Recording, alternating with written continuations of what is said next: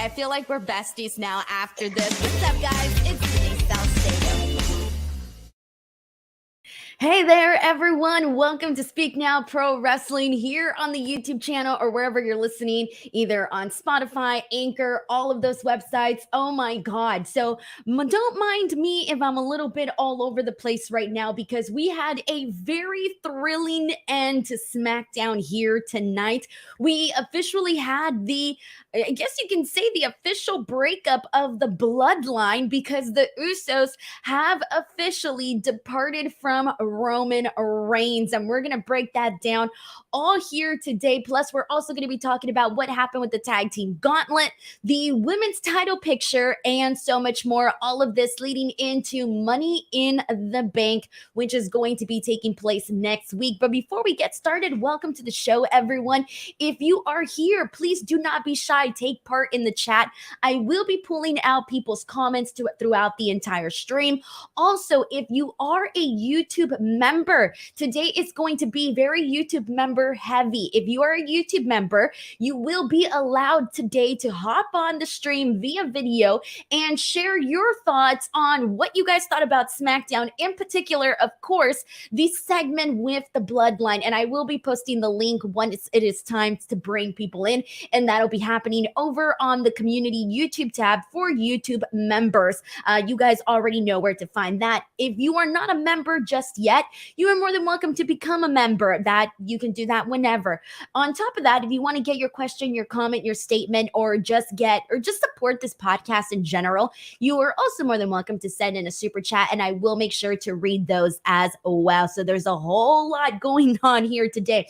And we're going to go ahead and kick things off with our first super chat of the day. This is from Patrick Reyes, who says, with all the Bloodline drama, looks like SmackDown is starting to lean on story instead of wrestling, and I'm not mad about it at all. So here's the thing about this is that, and I've said this on my Tuesday show, actually, I was talking about how I feel about, all the WWE content in general and how, I'm really enjoying NXT. I think NXT the last couple of weeks has been very, very good. It's been so much more entertaining, I think, than it was, several months ago. And I think those following along with the NXT product, I think they're pretty much enjoying the ride for the most part.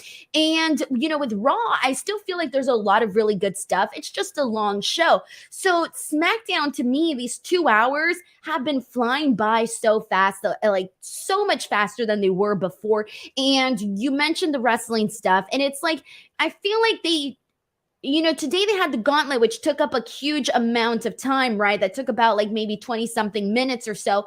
And they are very story heavy, but you still get a nice mixture, I think, of story and also the wrestling content that you're getting as well. So I feel like we get the best of both worlds on SmackDown. I noticed that SmackDown just flows a lot better, and it just goes by very, very smoothly. So I'm very much enjoying the format of SmackDown right now. JB sends in a super chat saying, Bianca rocked in that promo with Charlotte. Good to see the crowd getting behind her again. Bring on Charlotte Flair versus Bianca Belair. So I can't wait to talk about that, and I'll save that for our second segment of the show. But I truly feel that today was Bianca Belair's best performance, or at least one of the best performances that she's had recently on the mic. I think she did really good, and we'll talk more about that in just a second. But let's kick it off with what I think everybody wants to talk about, and that is the Bloodline segment that happened here today. So I'm going to be honest. I thought that last week's SmackDown overall, like the entirety of the show, top to bottom, was a lot stronger. I really did think that we just got so much, right? And then we also had a pretty crazy ending to SmackDown last week. And so I came into this show today and I'm thinking, okay, we're going to get Jay's decision officially. We're going to see where he sides. Does he side with Roman? Does he side with his brother Jimmy? Who knows, right? And throughout the entire show, like they were, again, like they always do, weaving in and out of the Bloodline segments. But for the most part, I thought that today's SmackDown wasn't as good as last week until then we get to this segment. The closing segment of the show with the Bloodline really was the thing that for a second, I truly doubted that I was going to have the reaction that I ended up having. I didn't think I was going to have a reaction tonight. I thought, I don't think they can get me again. I don't think that they can do it. Last week they did, and so many other times they did, right? But I truly did not think that they would get me here again today, and they did. Well, let's talk about what actually went down. So the entire night they promoted, hey, is Jay going to fall in line and do what the tribal chief Roman wants him to say and do, or is he going to side with his brother? Well, we kind of got a lot here. So backstage, we got Roman Reigns asking Paul Heyman if he had talked to Jay, and Paul is like, nope, I haven't talked to him. And Roman's like, okay, well, this is not a question. I'm telling you to go talk to him. Backstage with Paul Heyman and Jay, once again, Jay reiterates, if I'm in, you're out. This was something that he had told Paul Heyman the week before. So then afterwards, we get another backstage segment, and Paul Heyman goes to Roman Reigns and just nods and basically does a, like, it ain't happening, like Jey Uso is not on our side type of thing. And Solo Sikoa ends up scaring away Paul Heyman. And then we kind of get something that we don't normally get. Now, we have heard Solo Sikoa talk now, but I think today he kind of got the most lines that he's ever gotten. We got 2 lines today from Solo Sikoa, and I'm still not used to listening to him talk. However, my theory this whole entire time, or at least something that I've mentioned on this show, is that to me, Solo Sikoa, I haven't necessarily completely been convinced that Solo Sikoa is truly under the power of Roman Reigns. I still predict that Solo Sikoa has a plan up his sleeve. Like, I truly believe it. And today, during this backstage segment, it made me sense it even more, because he was pissed, right? He's like, you do you need me to handle this, my tribal chief? And then he goes, Roman tells him, like, no, it's okay. And Solo's like, well, whatever you need, my tribal chief. And it was kind of weird. It was kind of weird hearing Solo Sikoa say, whatever you need, my tribal chief. That's usually the language and the verbiage and the attitude that Paul Heyman uses when he's talking to Roman Reigns, not Solo Sikoa. It felt so weird. Solo Sikoa is the silent, muscle, mysterious type, okay? He's not the anything you want, my tribal chief guy. That's not him. So that one kind of got me going, what is going on there? But whatever. We'll continue on. Jey Uso is walking backstage. He's walking to the ring, and he has this moment where he runs into Sami Zayn. And Sami Zayn and him have shared plenty of words before, but they just nod this time. No words are said. They continue on. Now, in the ring, Roman gets straight to it, and he says, are you in or are you out? And Jay tells him, it's either me or him. And by him, he's talking about Paul Heyman. So he's basically trying to get Roman Reigns to ditch Paul Heyman and pick Jay. However, Roman says that is his wise man. And whenever Jay were to become tribal chief, he can pick his own wise man, but that this is his wise man. So basically saying he ain't leaving Roman Reigns. Roman then goes on to tell Jay that they've been grooming him for 3 years now. He says that there's been a lot of hard work and equity put into Jay, and that's the reason why he became main event Jay, that's the reason he became the right-hand man, and then it's just not his turn to lead just yet. Roman says the only problem here is Jimmy. Jimmy is the problem. So then, hey guys, you say somebody's name enough times, they eventually end up coming out. Jimmy Uso comes out, and he says, no, the problem is Roman Reigns. And so he tells Jay, are you believing this? Everything that Roman says is garbage. Are you going to believe him over me? Then Roman starts talking about everything that he has done for the Usos. He tells them, it took you guys 10 years to even get to WrestleMania. And since you've been with me, you've been in main events each and every single time. Jimmy drags you down. I am the wings. You're the successor. You're the next tribal chief. And you can't be a tribal chief and a twin at the exact same time. And then Roman manages to turn Jay on Jimmy. At least this is what we're thinking at this point. He tells him, he didn't believe in you. He was the one who basically didn't want you to be put in this spot. And Jay looks at him and he's like, is this true? Is this true? And he is snapping. He's pissed off. He's angry. And Jimmy is just kind of like, it's true. And Jay snaps. He's completely lost it at this point. And Jay says, so guess what? You're out. He tells his brother he's out. Then there is a long pause, or what feels like a very long pause. And then he says, and I'm out too. And super kicks Roman in the freaking face. Solo Sikoa snaps. So the Uso super kicks him, super kick Roman, and it ends right there. They are down on the ground. Roman's down and out. Paul Heyman's on ringside doing this very dramatic expression, and the bloodline is over. The bloodline, at least the bloodline that we have come to know, is over and done with. And I will tell you that when Jay hit the line where he said, I'm out, no, you're out, and I'm out too, it sold me a ticket, guys, because I truly believed Jey Uso when he was snapping and yelling at Jimmy. At not one point during that rant that he was going on did I actually think that he was going to remain with his brother. The bloodline story has been a story that we've all been trying to figure out. Where are they going to go with this? Where are they going to go with that?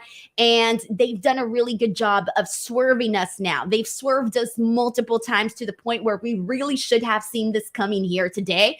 If you did, kudos. If you didn't, even better, because I think if you didn't expect it and you truly were able to enjoy this storytelling, I think you were able to have like a really nice, fun reaction. And I think that's what you want as a fan. I know as a fan, I want to be surprised. I want to be riveted. So let's see what you guys are saying. Let's get some thoughts in here. Send in your thoughts. I'm excited to see what you guys thought of all of this. Brandon Rosen sends in a super chat saying, Jey Uso is so freaking good. He has such a passion in these segments. This is obviously Jay's story now, and I'm thinking he has to be the one to defeat Roman. What do you think? It's funny because there's been several people now, because one of the questions I asked, I believe it was last week, was what is the end game in all of this? Truly, what is the thing that the fans want to see? And I saw a couple of different answers from people. There was people saying that, maybe Solo Sikoa defeats Roman, but a lot of people were saying that it should finish where it started. And where it started was with Roman Reigns and Jey Uso. And so it looks like we are, to me, I'm starting to feel like I'm going in that direction a whole lot more now, ending it where it all started, because I do think there is a nice poetic story to all of that. And I think that if they, cut up a really nice, WWE could literally do this. Like, they could literally, once this is all said and done, they could literally do like a 1 hour, 2 hour special or whatever, just highlighting everything that has happened between the bloodline and packaging it all together just so we can see the timeline of it all play out, sort of like a movie or like a series or whatever, a documentary, however you want to call it. And I think that would be really cool. So I do kind of feel like I'm leaning more towards the direction of seeing this really become something where it ends where it started. Yes, boy sends in a super chat saying Zelina's theme used to start with "All Hail the Queen." Did they take that audio from Charlotte? I didn't notice that, but I know that the Charlotte theme song now starts with the "All Hail the Queen" and the very, very like deep voice. And I noticed it today, and I'm pretty sure they've had it before now. And I really like the addition, but to be honest, I don't really feel like I remember Zelina's theme that well. So that's the only reason why I'm not so confident on that one. Jordy Griffin sends in a super chat saying, I wonder who Roman's going to choose. I feel like Roman is going to be left with no options. I feel that he's not going to have the luxury, the privilege of even having an option. So quite frankly, I don't think that's even going to happen. I don't think that Roman is going to be left with any options. I think at the end of the day, everyone's going to leave him, even Solo Sikoa. Paul Heyman, I don't know. I'm thinking that's coming too. I just don't know how they would do that. 554K sends in a super chat saying, hi, Denise. I hope your day went well. I'm multitasking. I also have Rampage on, but the Bloodline and Charlotte Flair and Bianca Belair stuff was good. I'm going to watch Rampage later on. I tend to watch that now later on so that I can fast forward the commercials. It just makes it so much easier for me. My schedule is a little bit more different now that I'm doing Busted Open. I got to wake up early, guys, so I had to maneuver things around. James Hammond says, hope the Usos bring their old looks and song and entrance. I freaking love this song, guys. Like the one day. I'm sorry. I love this theme song. So like I'm cool with it, keeping it and whatnot. I'm totally cool with that. I really dig it.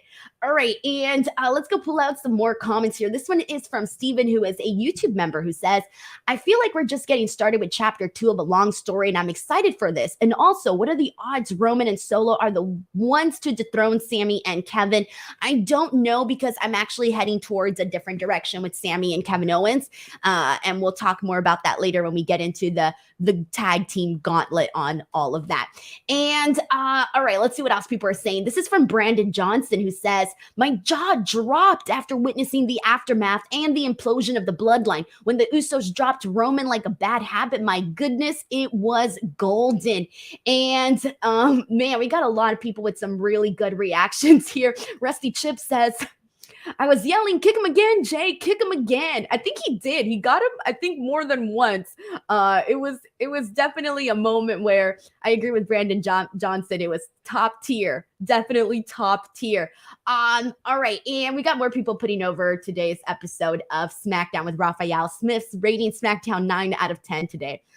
It's really hard to say, guys, because it really was that ending of the show that really kind of went from like a decent SmackDown to like a holy shit, we actually have something to talk about type SmackDown. So we'll keep the comments coming, and we'll talk more about the Bloodline in just a second, because I do want to get YouTube members to hop on in here. But in the meantime, I do want to get into another segment that a lot of people really enjoyed too. And that, my friends, was the entire situation with the Women's Championship photo. So here's what's going down. As we know, Bianca Belair, she wants her rematch against Asuka, and Charlotte Flair kind of stole it from her last week. So today we get another backstage segment with Bianca Belair and Adam Pearce, and she's like, what about my rematch? And Pearce is like, I can't give you an answer. And I'm like, okay. Poor Bianca, she's getting screwed here, which is good, right? In a way, because it's going to work out for Bianca. So Bianca's like, she doesn't want to be, she's clearly not patient. She went through the proper channels, and now she's going to have to basically do things either the right or the wrong way just so that she can get her title shot. Okay. So then we have this Grayson Waller Effect segment, and Charlotte Flair is the special guest. And Charlotte looks amazing, by the way. I love the outfit that she wore today. She came out and I was like, wowzers. So she gets out there, and her match with Asuka is in 2 weeks. And remember, I said this last week. I don't think that match is going to happen. That's my prediction. I think I think something's going to happen where we're truly going to get that triple threat match at Money in the Bank. Of course, I'm not sure yet, but that's the prediction. So, she gets asked by Grayson Waller if she's going to be a 15-time champion, and this is kept rather brief because Bianca Belair comes out right away, and she's upset about Charlotte Flair cutting her in line. And she's pissed off that she's done things the right way, and she's going to take things into her own hands. Now, what we ended up getting here with Charlotte and Bianca was something that I think Bianca desperately needed. One of the things we've all been talking about, or quite a few people have been talking about, is that Bianca Belair has not really been given the best copies when it comes to promo work. I've always thought she's a great promo, a good promo, but the copy that she's given is not good. It's very bland, very vanilla, nothing more.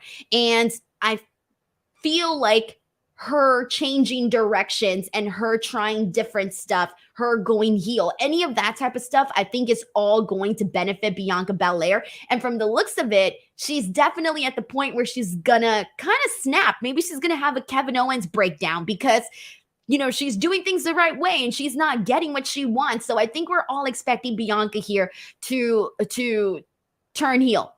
But what we got here was a very, very good promo exchange between Charlotte and Bianca. So Bianca says that Charlotte ran away for 3 months and then Charlotte completely disagrees with that. She's like, I didn't run away. I stepped away, but I did not run away. Now, here's my favorite part of this whole thing.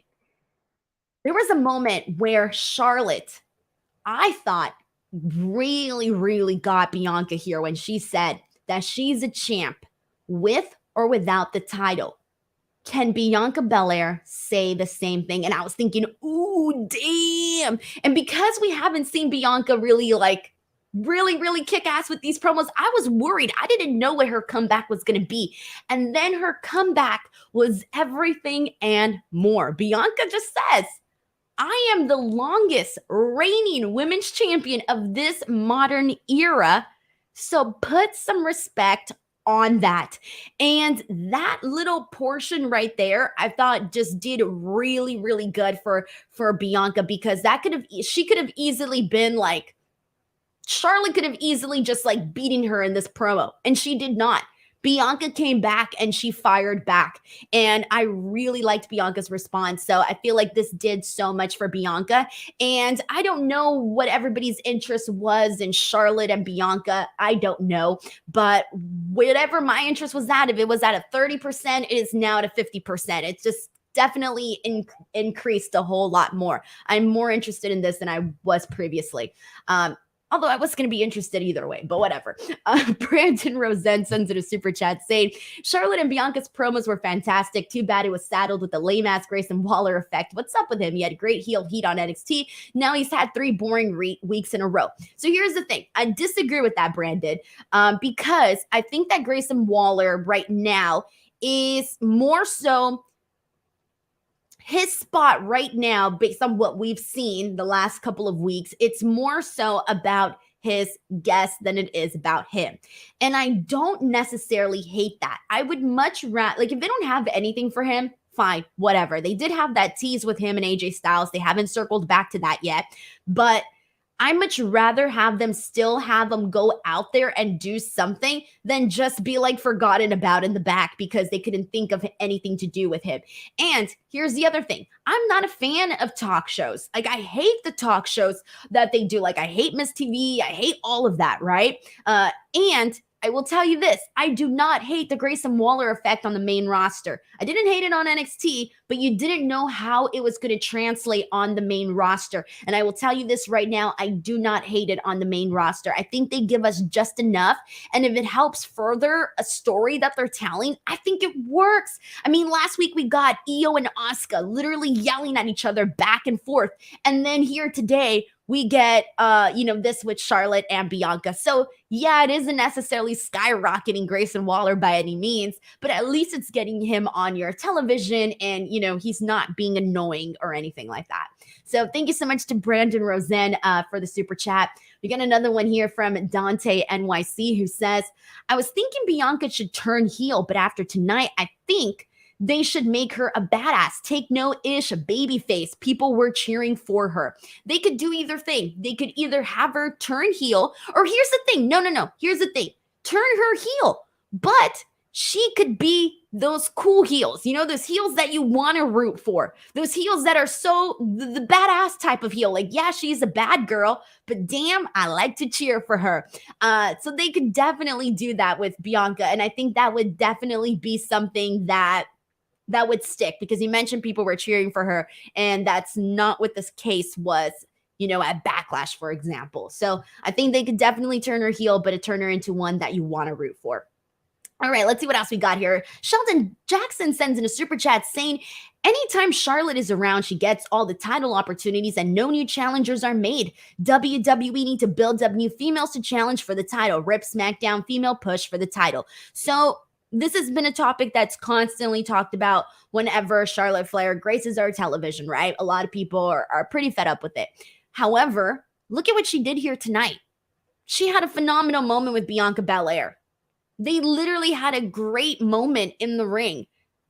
And you can't say that Bianca would have had that with just about anybody. So I do agree with you. I do think that they need to build up new females to challenge for the title. 1,000, a million, agree. But I also do not think that that takes away from Charlotte and the things that Charlotte is able to do.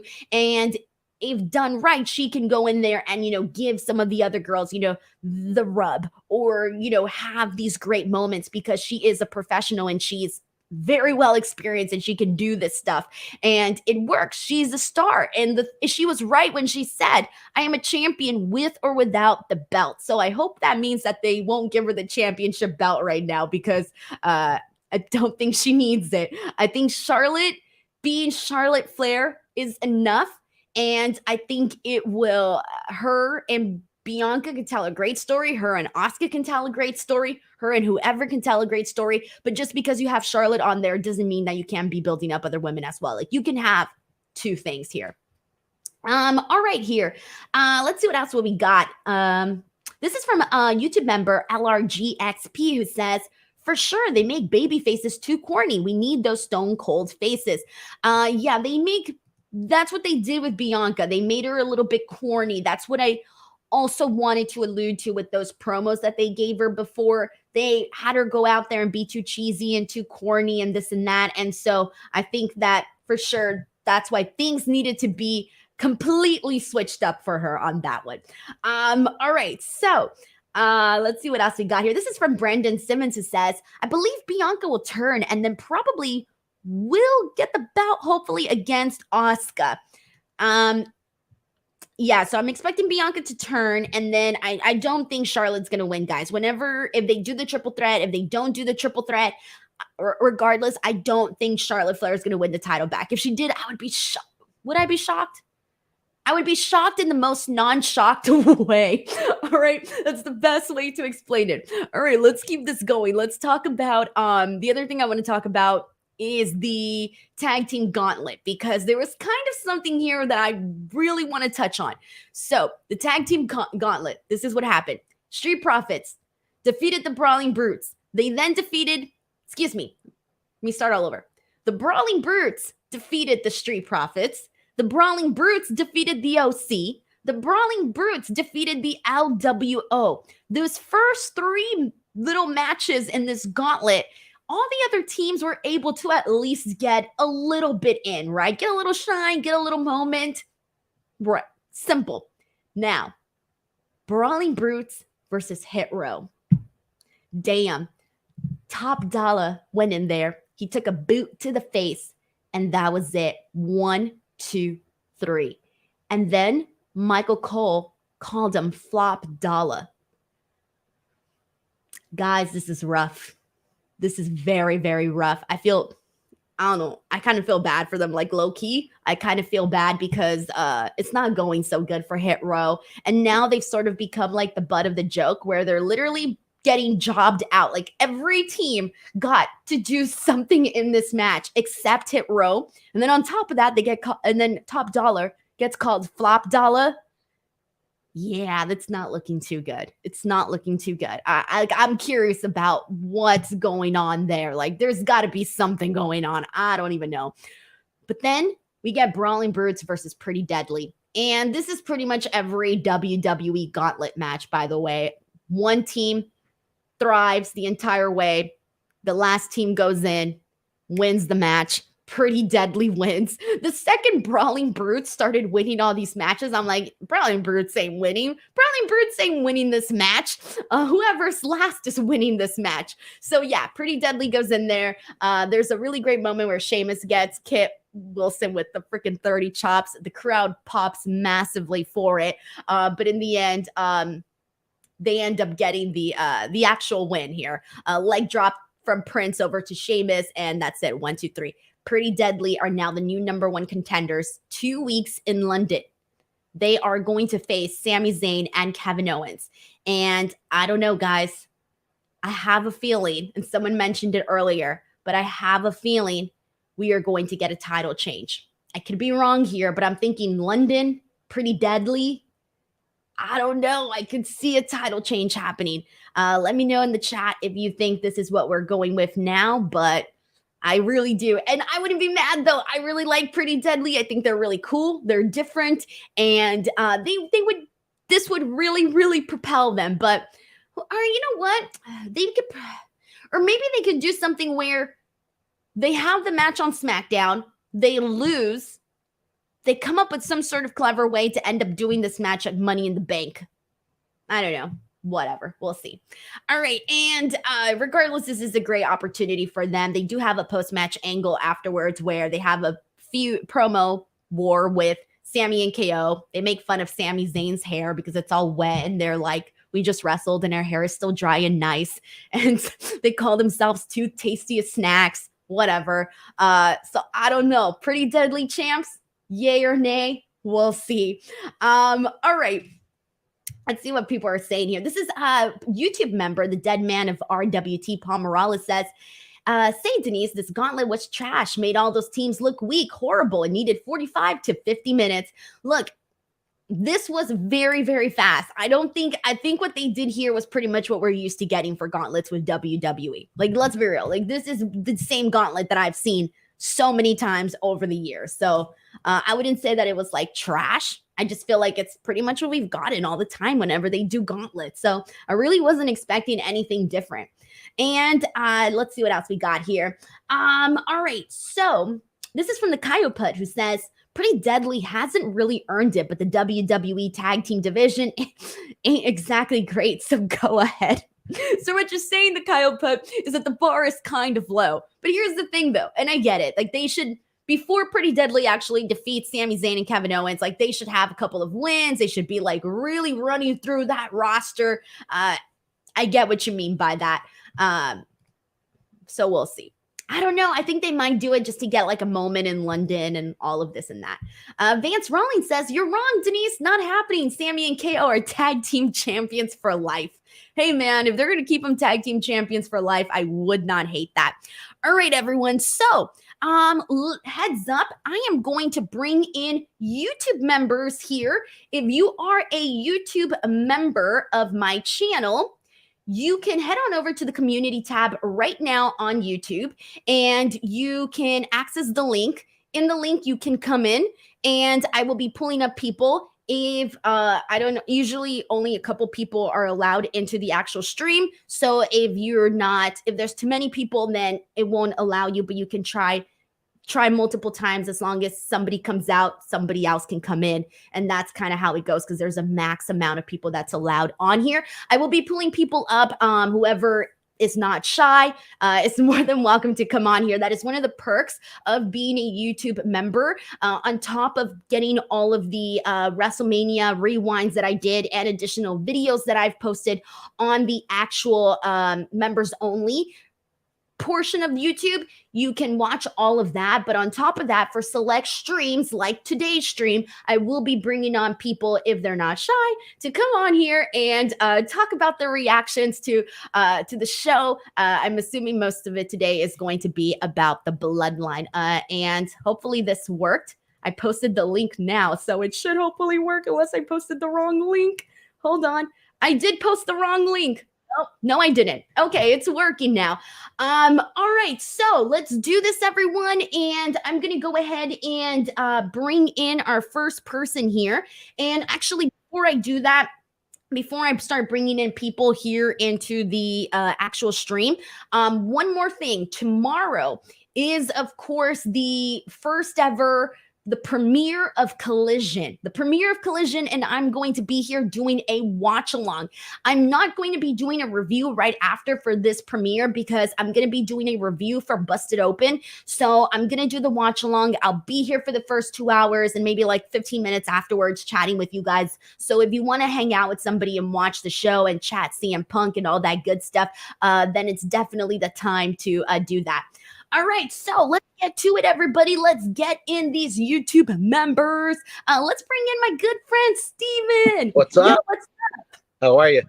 I'm good. Good to see you. How You are too. you? I'm good. Very good. Awesome. So, what are your thoughts on what happened today with the Bloodline? What are we thinking? Oh boy, I think we're just getting started. Really? I think we're just getting started. Did you fall for it today when Jey Uso was like, "You're out, I'm out too"? What was your reaction to that?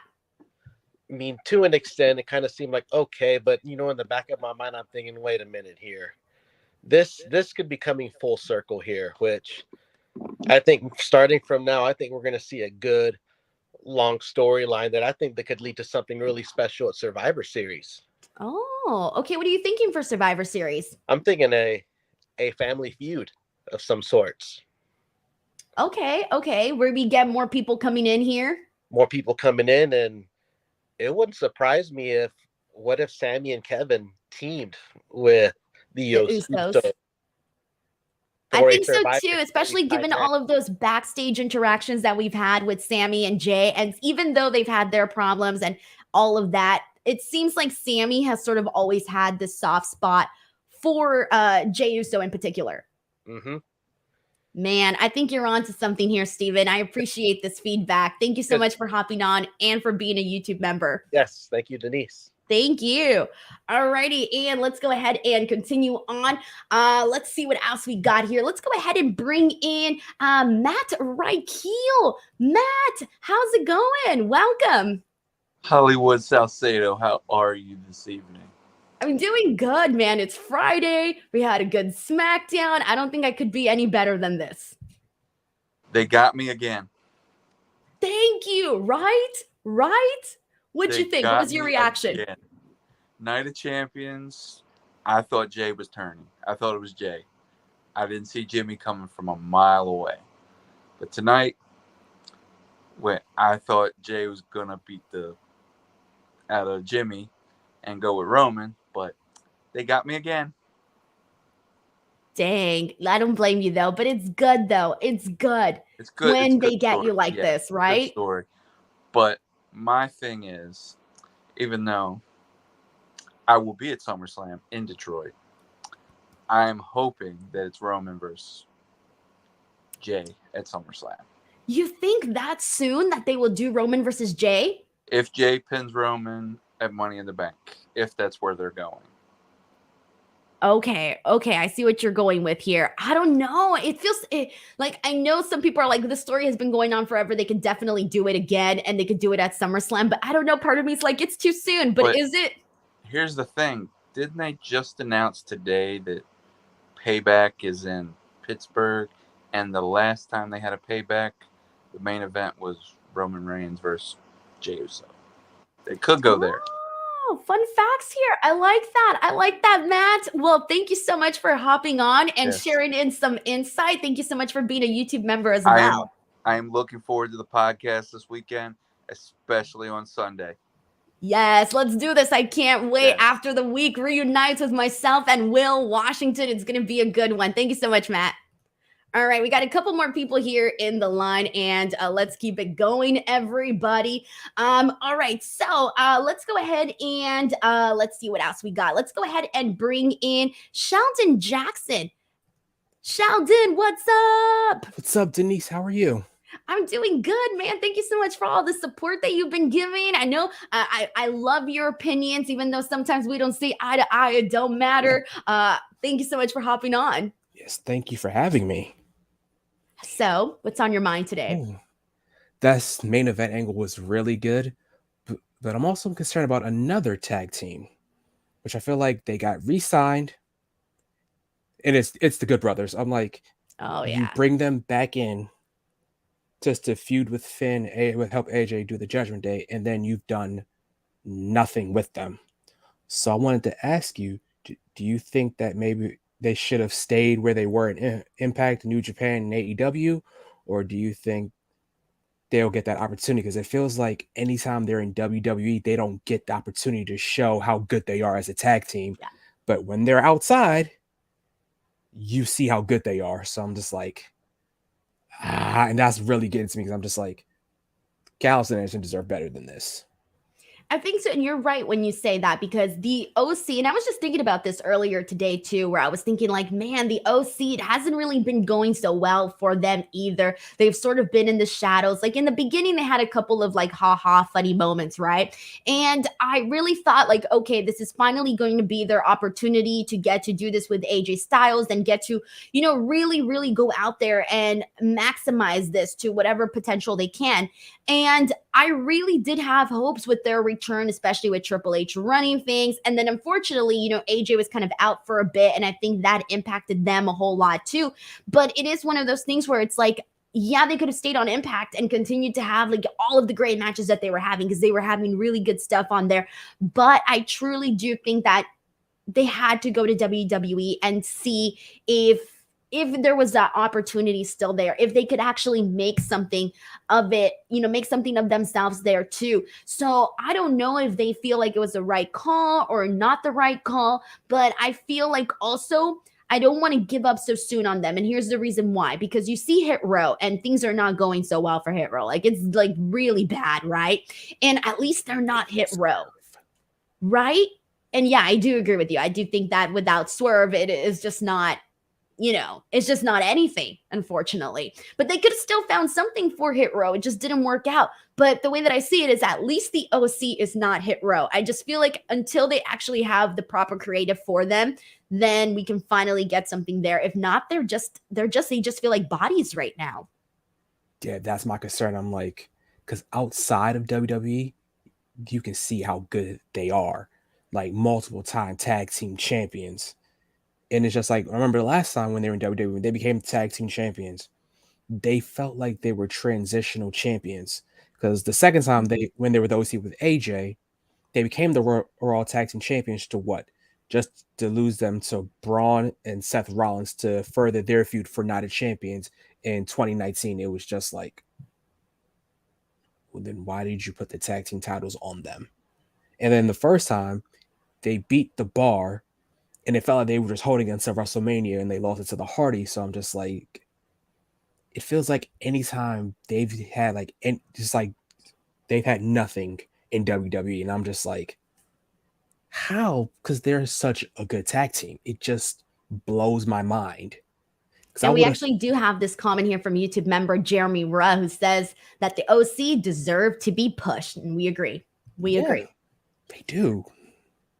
All right, Sheldon. Well, thank you so much for hopping on. As always, thank you so much for all your love and support, and have an awesome weekend. And hopefully I'll catch you here on any of the other streams. Yes, I will be here for your watch along tomorrow. Yeah, let's do it. All right, I'll see you, Sheldon. Bye. See you, Denise. Bye. Alrighty, guys, we got a super chat here from Steven, who says, I think Bianca will cost Charlotte the match at Money in the Bank to set up a series of matches starting at SummerSlam, and I want Asuka versus Io for SummerSlam. I think everybody wants Asuka versus Io at some point, period. All right, guys, we got one more person hopping on right now. So excited to welcome Hunter Tillman. Hunter! Hi. How are you? I'm great. How are you? I'm good. I'm so happy when I saw you pop on. I'm like, yay, Hunter's here. I love your energy all the time. It's been a minute, but I am so proud of you and like everything that you're doing. I just want you to know that. Thank you. That means a lot to me. So, of course. What'd you think about SmackDown today? Anything that stood out to you that you want to talk about? Girl, Jay had me like fooled. I literally said OSHIT. I was not prepared for that. I literally thought he was going to join Roman, but then again, I was like, I can't see Jay without his brother. So he got me there. And then Bianca, she cleared Charlotte. I'm sorry, but her promo work tonight was really good. I'm so glad to see that from Bianca too, because I really feel like she must have felt like kind of fed up too with like, clearly, she's going to be seeing the comments and what people are saying. So, clearly she was going to come in with a little bit of a chip on her shoulder and prove herself otherwise. So I'm so happy that she was, because I thought Charlotte kind of had her and I'm thinking, oh, is she going to be able to bounce back? And then she did. At one point. Mm-hmm. So I'm so happy for her on that. And I'm also happy that you, myself, and a bunch of other people here on the chat are pretty much saying that, like, hey, they really did get a lot of people today with the ending of the Bloodline, with the betrayal. I don't even want to say betrayal, whatever, with Jey Uso turning on Roman. The crumbling of the Bloodline is it's that's officially good. here. Yes, that's really, really great. Oh man, Hunter, are you looking forward to Money in the Bank? Oh, I'm so excited for Money in the Bank. I like that all the men and the Money in the Bank on that side they've never won the world championship. Yes. So it's, it could be anybody's game. I love it too. All right, Hunter. Well, thank you so much for hopping on and sharing your thoughts on today's show and for also being a YouTube member. I appreciate you a whole lot. Bye, Hunter. Thank you. Bye. Alrighty, guys. So I love it. Really enjoy when we get to meet here and meet the viewers and whatnot, because sometimes you're just seeing yourself on tier. I'm tired of me, and I'm seeing everybody's names, and I'm getting to know a lot of people based on your usernames, but it's so nice to be able to put a face to the name. And so I recognize so many of you already. Please, if you haven't yet and you're interested in becoming a YouTube member, join. I'm coming up with more ideas and more perks and more things to do, because I really want to make sure that everybody has a very fun experience, and has a place to come on and talk about wrestling with somebody, because it's not like, honestly, if I wasn't doing wrestling, like, I don't even think I'd have friends that were like, that I could talk to about wrestling. Like, I would just be talking about it with whoever's on the internet. So it's nice to have that like interaction and whatnot.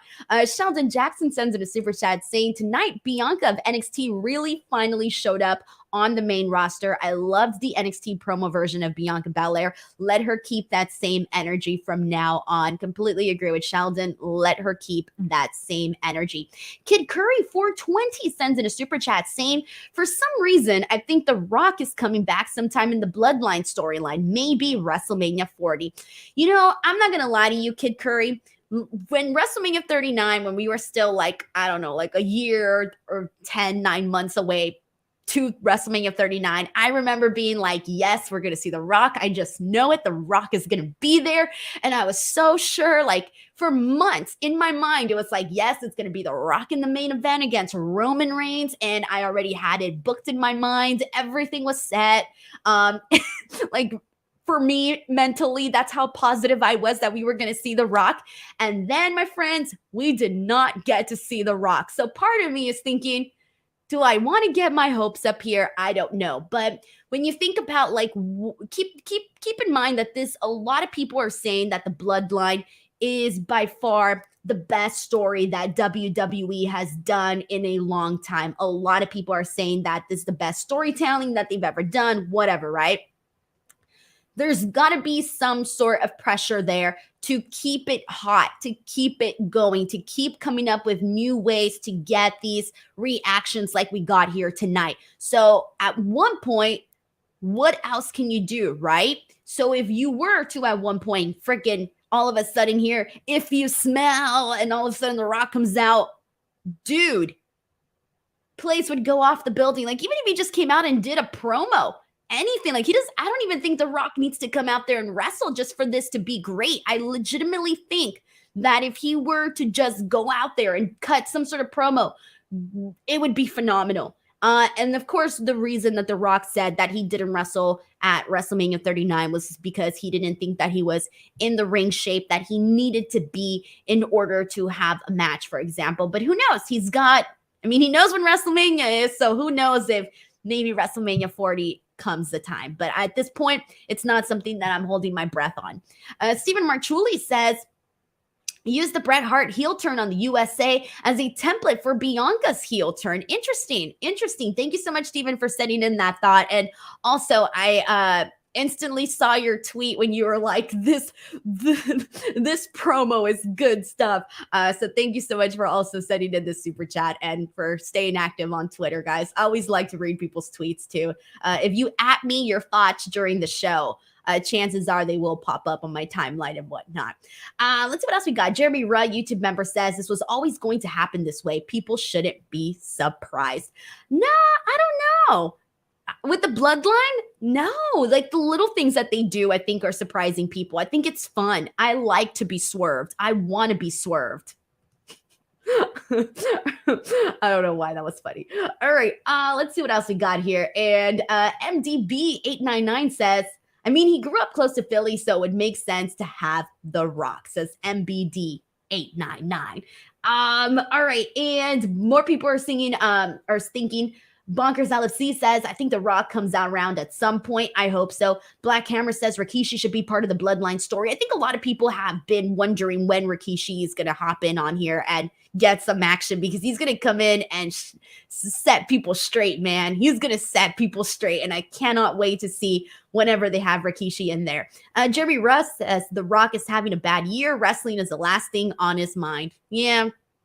That's true. I did see all the stuff that he's like dealing with. But when it comes to the XFL though, he like, from my understanding, like they already knew that, you know, they were going to be losing money the first couple of years instead of profiting money or breaking even or whatever. So I don't know, man. Maybe The Rock isn't having the greatest year, but he's still having a pretty damn better year than a lot of us. So I don't think it's that bad, but we'll see. All right, everyone. That is SmackDown for today, everyone. That is it. I will be back tomorrow once again for the Collision watch along, and I will also be on Busted Open tomorrow morning. I will be on with Mark Henry. Please go in there, guys. Support the show. Check it out. Tweet me if you guys are listening to it. I always love when people tweet me throughout Busted Open and hear your guys' thoughts. Be a caller, whatever it is, whatever your viewing habits are or your listening habits are. Please go give that show some love on Saturdays as well. And other than that, I will see you guys back here on Saturday for the Collision watch along. And then Sunday, I will be here with Will Washington, AEW's Will Washington, All Elite Will.